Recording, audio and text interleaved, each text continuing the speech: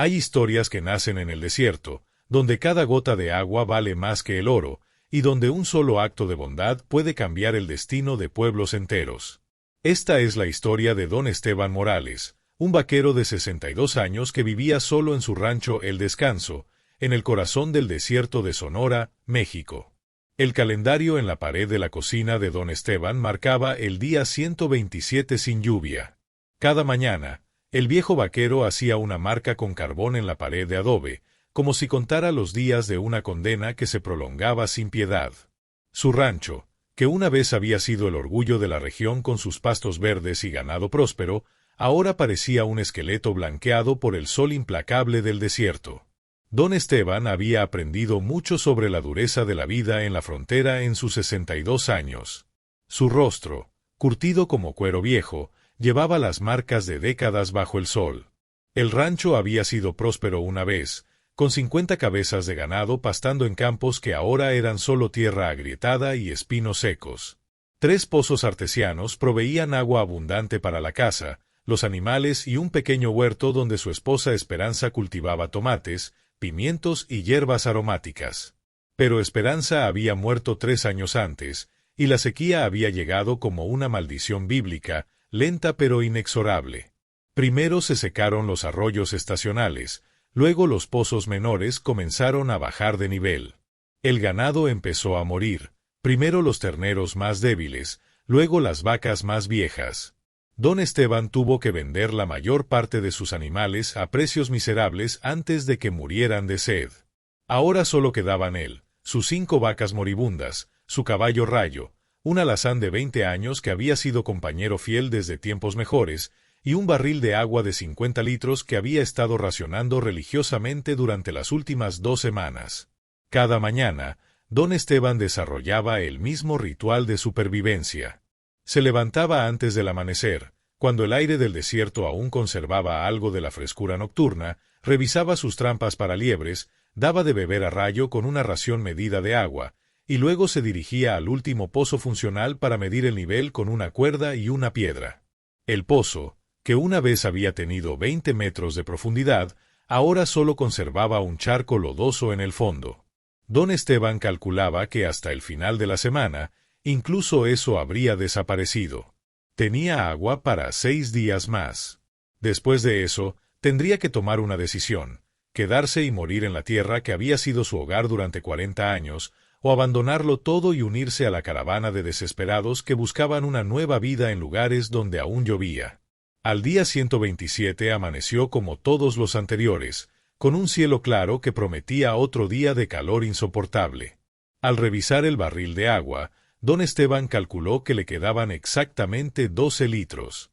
Con un consumo de 2 litros diarios, uno para él y uno para Rayo, tenía agua para 6 días más. Fue ese mediodía, mientras se sentaba en su pórtico habitual con una taza de café aguado, que vio algo que cambiaría el curso de su vida para siempre. Al principio fue solo una mancha en el horizonte, un punto oscuro que se movía lentamente por el sendero serpenteante que conectaba su rancho con el camino real. El aire caliente creaba ondas que distorsionaban la visión, haciendo que los objetos lejanos parecieran flotar y danzar como espejismos.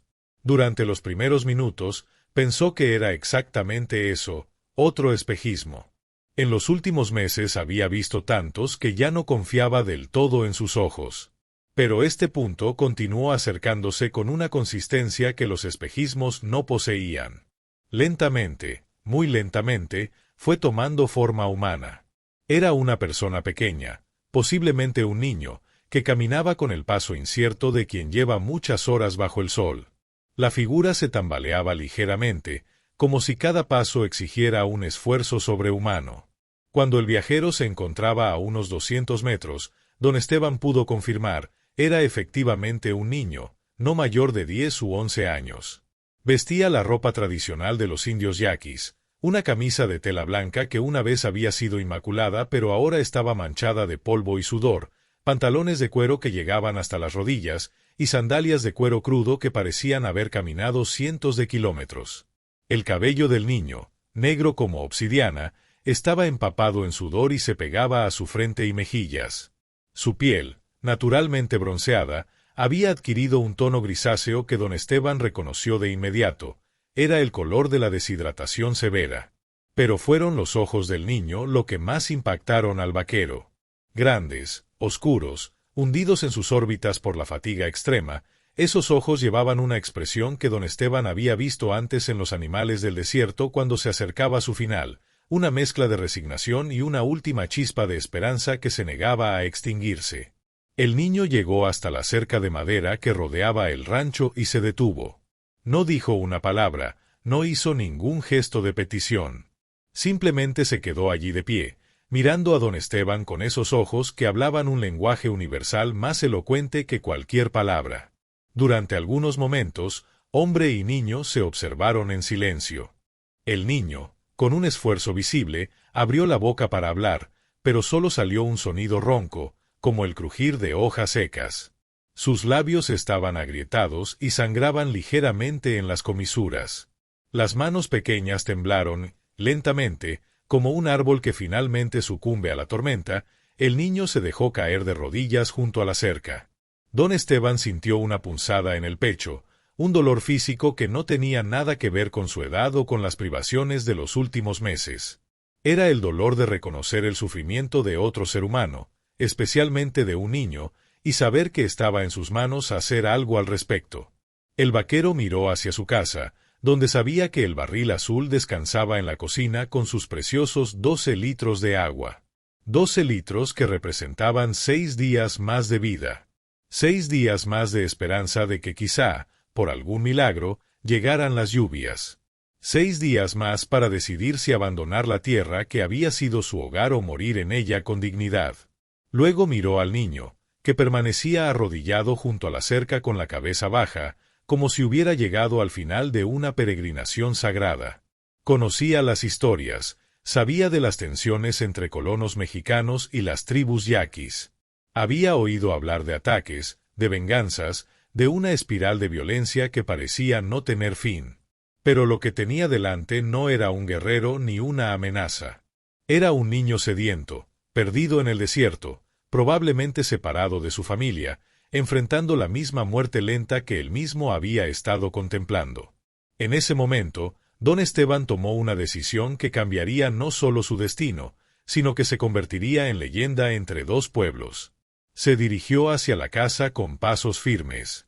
Sus botas de cuero gastado resonaron sobre las tablas de madera del pórtico, cada sonido marcando la inevitabilidad de lo que estaba a punto de hacer.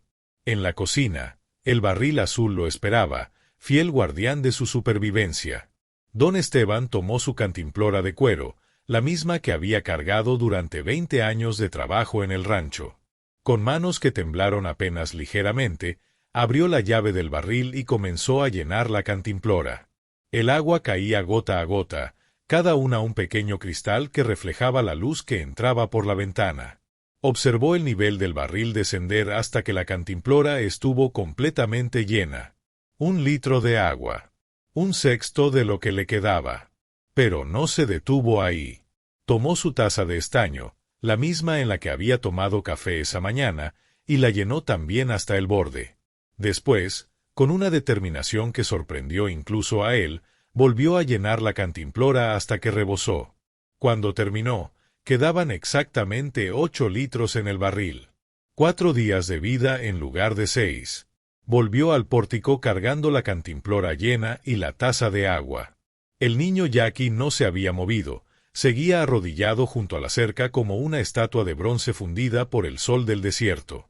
Don Esteban se acercó lentamente, hablando en voz suave para no asustarlo.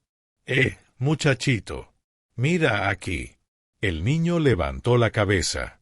Sus ojos, vidriosos por la deshidratación, se enfocaron lentamente en el rostro curtido del vaquero.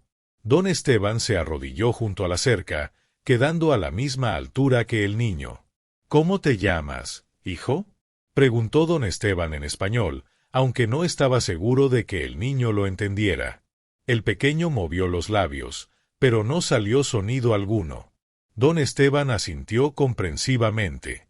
No importa, no importa. Primero vamos a ocuparnos de lo importante. Le ofreció la taza de agua. Los ojos del niño se agrandaron con una mezcla de incredulidad y esperanza desesperada. Sus manecitas temblaron al recibir la taza, como si fuera el objeto más valioso del mundo. El niño bebió lentamente, con la sabiduría instintiva de quien sabe que beber demasiado rápido después de una deshidratación severa puede ser peligroso. Cada sorbo parecía devolverle un poco de vida. El color grisáceo de su piel comenzó a mejorar ligeramente. Cuando terminó la taza, el niño miró a don Esteban con ojos llenos de gratitud.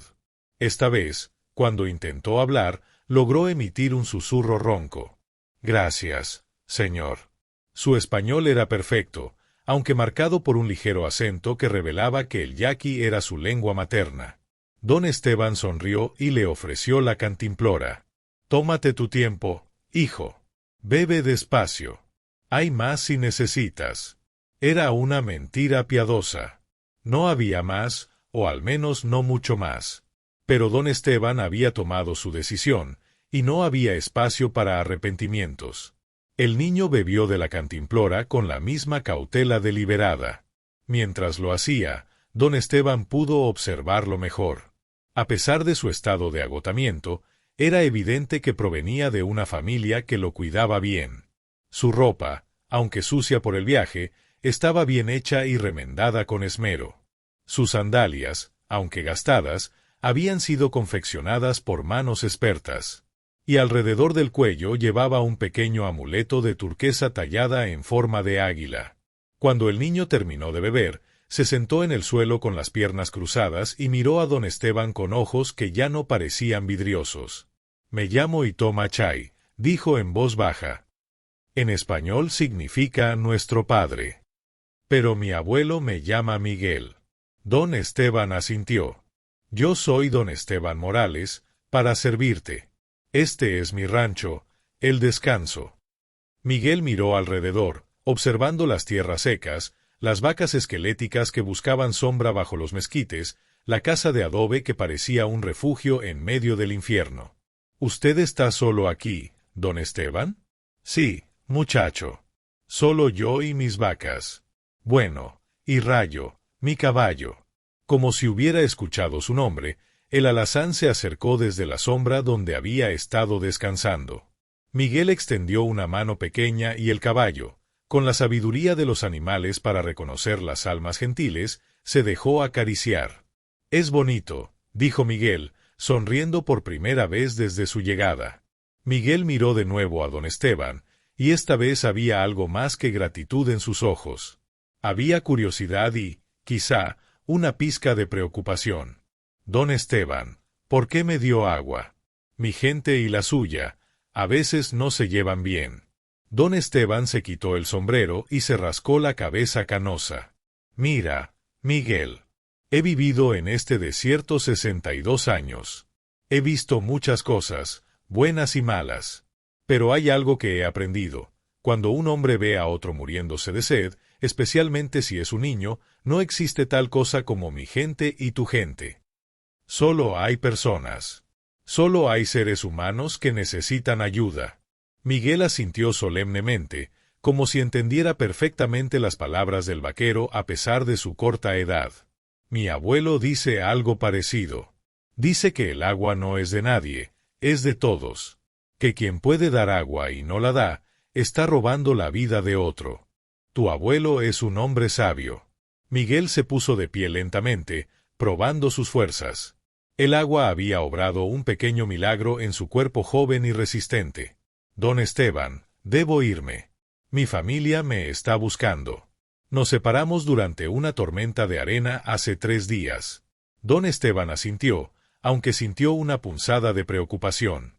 El niño se veía mejor, pero el desierto seguía siendo el desierto, y las distancias seguían siendo mortales para alguien tan pequeño. Miguel señaló hacia el sureste, hacia las montañas que se alzaban como dientes de sierra contra el cielo azul.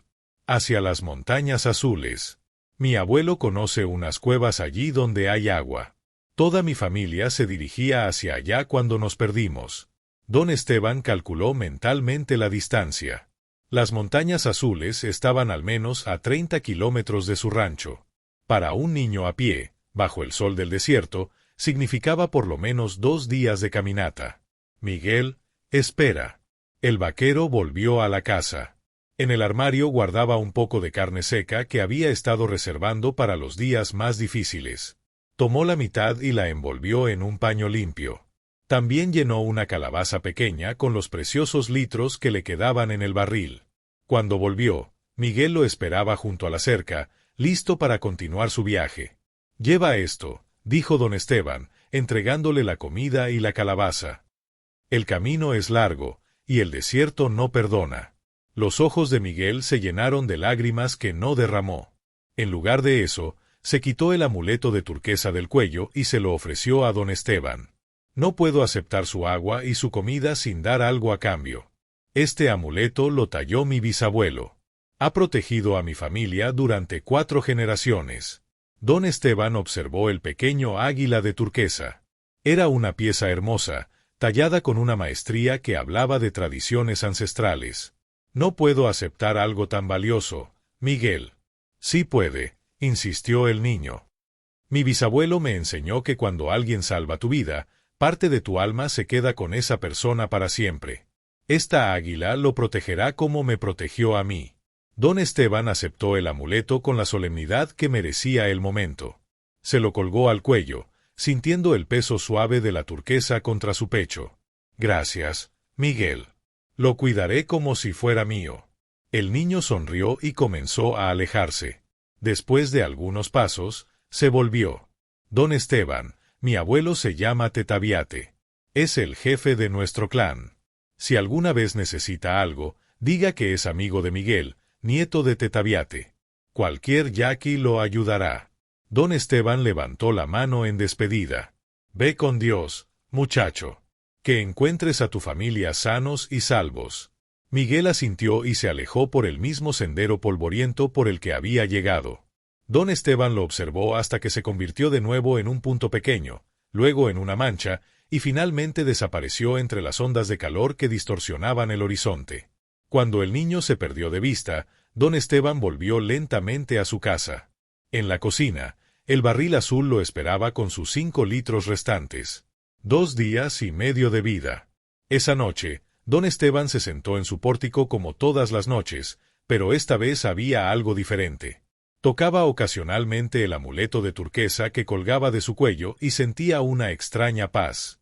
No sabía si vería otro amanecer después del próximo fin de semana, pero sabía que había hecho lo correcto. Las estrellas brillaron esa noche con una intensidad particular, como si el propio cielo aprobara sus acciones. Don Esteban se durmió en su silla del pórtico, acunado por los sonidos nocturnos del desierto y por la sensación de que, por primera vez en meses, no estaba completamente solo en el mundo. Don Esteban despertó antes del amanecer, no en su cama sino en la silla del pórtico donde se había quedado dormido. Su cuello estaba rígido y su espalda dolía, pero había algo más, una sensación extraña en el aire, como si la propia atmósfera hubiera cambiado durante la noche. El silencio era absoluto.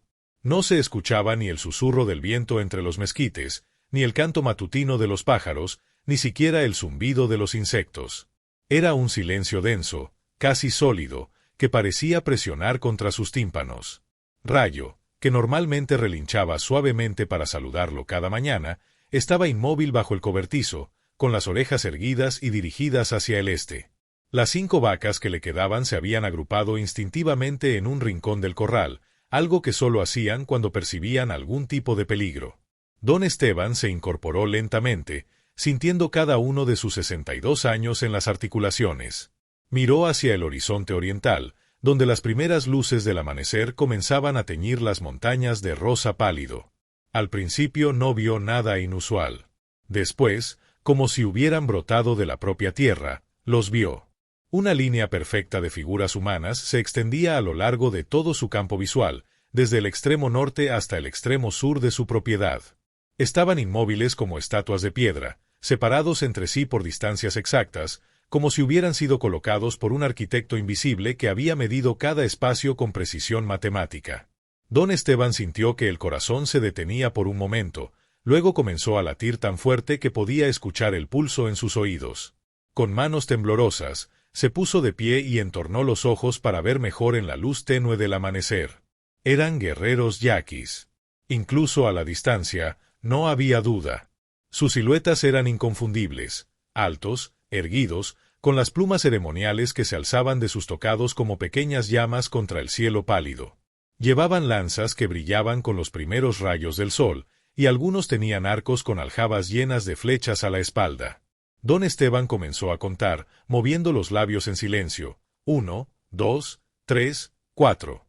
Perdió la cuenta alrededor de los 50 y volvió a empezar, esta vez dividiendo mentalmente la línea en secciones.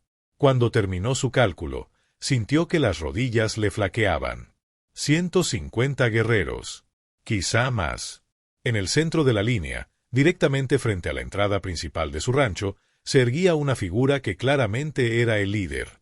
Era más alto que los demás, y su tocado de plumas era más elaborado, plumas de águila que formaban una corona semicircular alrededor de su cabeza, alternadas con plumas de colibrí que creaban reflejos iridiscentes en la luz creciente del amanecer. Y junto a esta figura imponente, pequeño pero perfectamente visible, estaba Miguel. El niño al que le había dado agua el día anterior estaba allí, de pie junto a lo que obviamente era su abuelo, el jefe Tetaviate. Miguel vestía ropas ceremoniales que don Esteban no había visto el día anterior, una túnica blanca bordada con hilos de colores y un pequeño tocado de plumas que lo identificaban como miembro de la familia real del clan. Con las piernas aún temblorosas, don Esteban bajó lentamente del pórtico. Cada paso resonaba sobre las tablas de madera con una sonoridad que parecía amplificada en el silencio antinatural de la mañana. Los guerreros no se movieron, no hicieron el menor ruido, pero don Esteban podía sentir el peso de 150 pares de ojos observando cada uno de sus movimientos. Cuando llegó a la cerca que delimitaba su propiedad, el jefe Tetaviate dio un paso adelante. Era un hombre imponente, de unos 60 años, con el cabello completamente canoso trenzado con cuentas de turquesa y plata. Su rostro, curtido por décadas de vida al aire libre, llevaba tatuajes ceremoniales que contaban la historia de sus victorias en batalla y su sabiduría como líder espiritual. Tetaviate habló en español, con una voz grave y melodiosa que llevaba apenas un rastro de acento. Don Esteban Morales, soy Tetaviate, jefe del clan Agua Verde de la nación yaqui. Este es mi nieto Miguel, a quien usted conoció ayer. Don Esteban asintió lentamente, sin saber exactamente qué protocolo seguir en una situación tan extraordinaria. Mucho gusto en conocerlo, jefe Tetaviate. Su nieto es un muchacho muy valiente. Sí, respondió Tetaviate. Miguel me contó lo que usted hizo por él ayer. Me dijo que cuando llegó a su rancho medio muerto de sed, usted le dio agua. No cualquier agua, sino su agua. La última agua que le quedaba. Don Esteban sintió que se sonrojaba ligeramente. Cualquiera habría hecho lo mismo, jefe Tetaviate. Era solo un niño sediento. Tetaviate negó lentamente con la cabeza. No, don Esteban. No cualquiera. Miguel me dijo que usted vació su último barril para darle agua. Que le dio su comida. Que lo hizo sin preguntar de dónde venía o a qué tribu pertenecía. Y que cuando él le ofreció pago, usted al principio se negó. El jefe yaqui hizo una pausa, mirando directamente a los ojos de don Esteban con una intensidad que parecía leer su alma. En nuestras tradiciones más sagradas, existe un concepto llamado itomaye, vida compartida. Dice que cuando alguien comparte su agua en el desierto con un extraño, especialmente cuando esa agua significa su propia supervivencia, ha creado un vínculo sagrado que debe ser honrado. Don Esteban escuchó en silencio, sintiendo que estaba siendo testigo de algo mucho más grande que un simple encuentro entre dos hombres.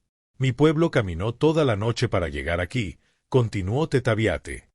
150 guerreros dejaron a sus familias, sus cultivos, sus propias necesidades, para venir a pagarle una deuda que consideran sagrada. Como si fueran una sola entidad, los 150 guerreros se movieron al unísono. Cada uno llevaba algo. Tinajas de barro, calabazas huecas, odres de cuero, recipientes de todo tipo y tamaño. Vinimos a pagarle su bondad, dijo Tetaviate. Con agua. El texto continúa con la ceremonia de traer agua, la hermandad de sangre, la convivencia de Miguel y don Esteban, la llegada de la lluvia profetizada, la prosperidad del rancho y la muerte de don Esteban dejando un manantial eterno como símbolo de su acto de bondad. Lo que siguió fue una de las ceremonias más bellas y conmovedoras que don Esteban había presenciado en su vida. Los guerreros yaquis se organizaron en una formación perfecta. Algunos se dirigieron al bebedero seco donde una vez bebían las vacas de don Esteban. Otros rodearon el pozo que había estado seco durante semanas. Un tercer grupo se dirigió a la casa, donde estaba el barril azul que contenía los últimos 5 litros de agua del vaquero. Pero no se movían con la prisa de quien realiza una tarea común. Cada acción estaba imbuida de solemnidad ritual, cada gesto tenía el peso de una tradición ancestral. Los primeros guerreros comenzaron a verter agua en el bebedero. No era agua turbia o salobre, sino cristalina, tan clara que se podía ver el fondo del recipiente de madera a través de ella. El sonido del agua cayendo sobre madera seca después de meses de silencio era como música celestial. Esta agua viene de la cueva de los antepasados, explicó Tetaviate, un lugar sagrado donde nuestros bisabuelos se refugiaron durante la gran sequía de 1840. El agua que brota allí nunca se ha secado, ni siquiera en los peores años de sequía. Don Esteban observaba con asombro cómo el bebedero se llenaba lentamente. Rayo, que había estado observando desde la distancia, se acercó cautelosamente y comenzó a beber. El alivio en los ojos del viejo caballo era tan evidente como el que sentía el propio don Esteban. Otros guerreros trabajaban alrededor del pozo seco. Tenían cuerdas y recipientes especiales que bajaban hasta el fondo. Cuando lo subían, estaban llenos de agua fresca que vertían directamente en el pozo. Durante toda la mañana, los 150 guerreros trabajaron con la precisión de una sinfonía bien ensayada. No solo llenaron todos los recipientes existentes en el rancho, sino que trajeron más recipientes y los llenaron también. Cuando don Esteban hizo un cálculo mental aproximado, estimó que tenía agua almacenada para al menos 6 meses, quizá más. Pero los guerreros yaquis no se limitaron a traer agua. Algunos habían traído herramientas y comenzaron a reparar los daños que la sequía y el abandono habían causado en el rancho. Repararon secciones de la cerca que habían caído, reforzaron el techo de la casa donde algunas tejas se habían desprendido, y limpiaron el bebedero hasta dejarlo como nuevo. Otros trajeron comida, carne seca de venado preparada según recetas tradicionales yaquis, quelites secos que podían almacenarse durante meses, semillas de chía y amaranto que proporcionaban una nutrición completa, y miel silvestre recolectada de colmenas naturales en las montañas. Cuando los trabajos estaban prácticamente terminados, Tetaviate se acercó a don Esteban. Don Esteban, hay una parte más de nuestra ceremonia. La más importante. El jefe yaqui hizo una señal, y los 150 guerreros se organizaron en un gran círculo alrededor de don Esteban, Tetaviate y Miguel. Era un círculo perfecto, cada hombre separado del siguiente por la misma distancia exacta.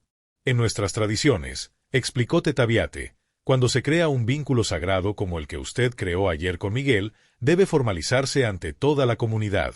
Debe convertirse en algo permanente, algo que trascienda las vidas individuales y se convierta en parte de la historia de ambos pueblos.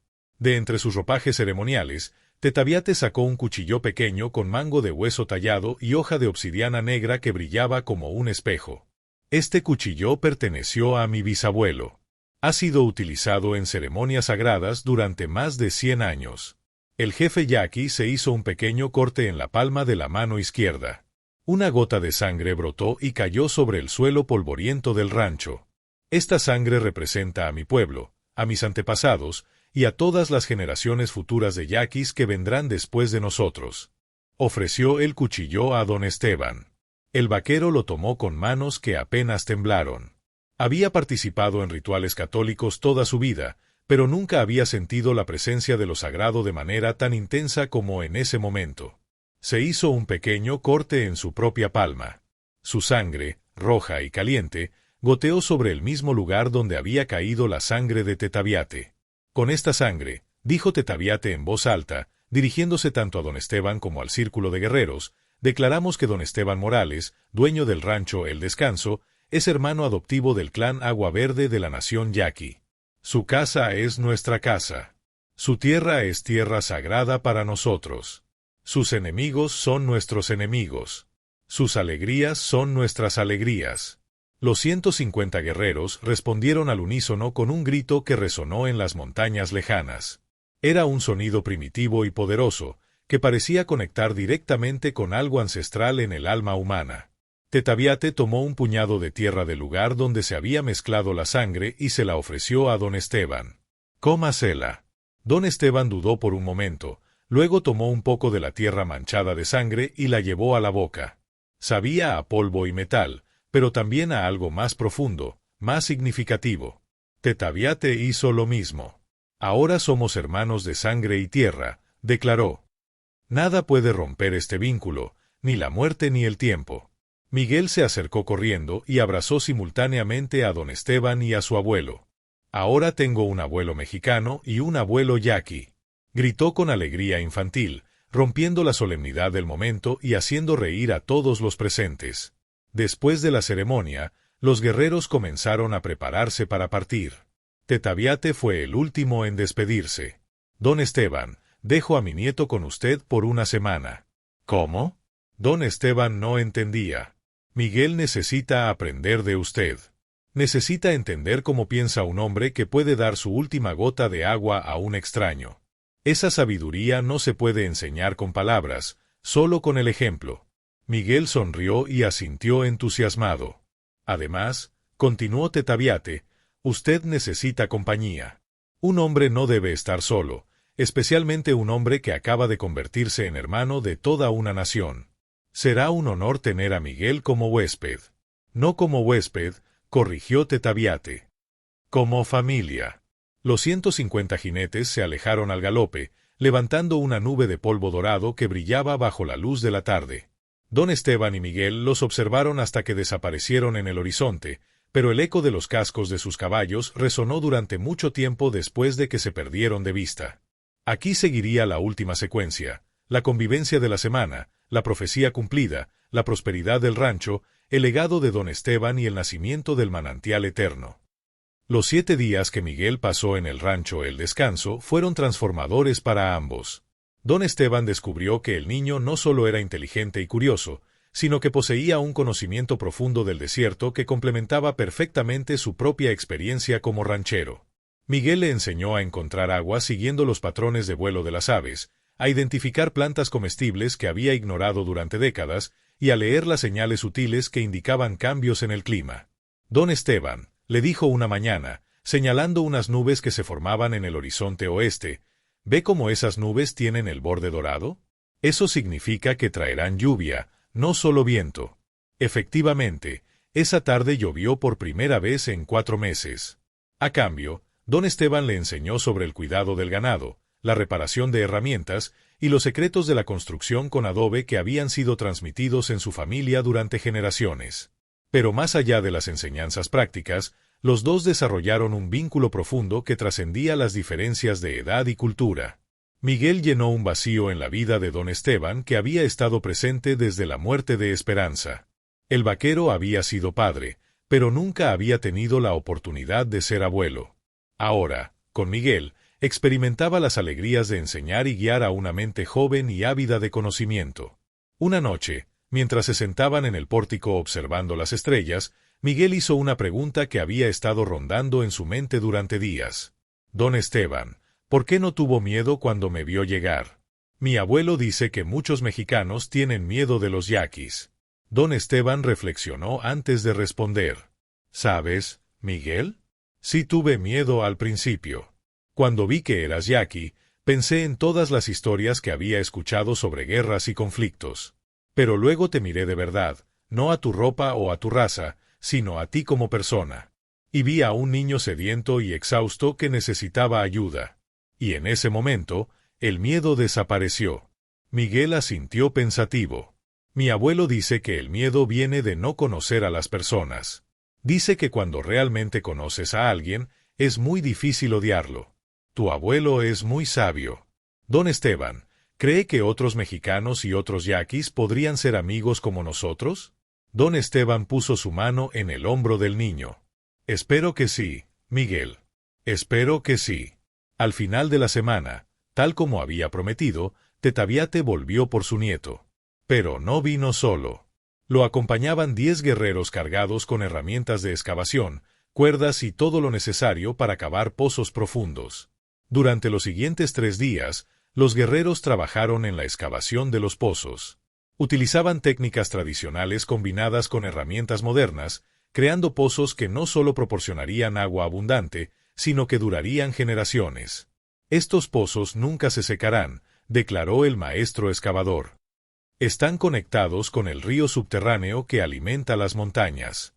Incluso en las peores sequías, tendrá agua suficiente para 100 familias. Esa noche, celebraron con una fiesta que combinaba tradiciones mexicanas y yaquis.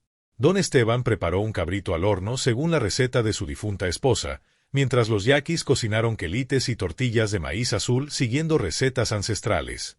Los guerreros aportaron música, tocando tambores y flautas de caña que llenaron el desierto con melodías que parecían conectar directamente con el alma de la tierra. Miguel danzó las danzas tradicionales yaquis, con movimientos que imitaban el vuelo del águila y la carrera del venado. Luego enseñó a don Esteban. 5 años después, don Esteban, con 67 años, veía su rancho lleno de vida.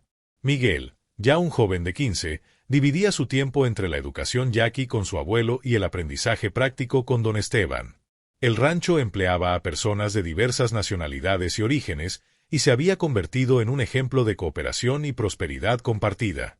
20 años después de aquel día, don Esteban, con 82 años, se preparaba para su último viaje.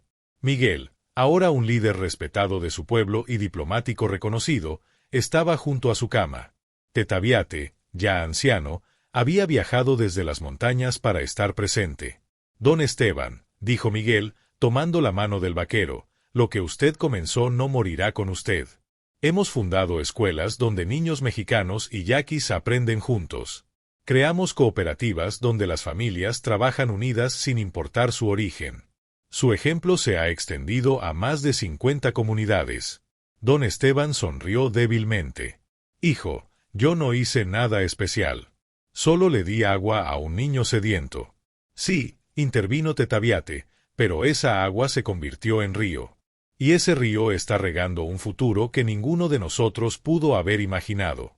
Esa noche, don Esteban murió en paz. Y a la mañana siguiente, en el lugar exacto donde le había dado agua a Miguel 20 años atrás, brotó un manantial de agua cristalina. Nunca se secó, ni siquiera en las sequías posteriores. Se convirtió en un lugar de peregrinación para gente de toda la región. Hoy, más de un siglo después, el manantial sigue fluyendo. Y la historia de don Esteban y Miguel se cuenta en 3 idiomas, recordando que a veces una sola gota de agua, dada con amor, puede cambiar el destino de pueblos enteros.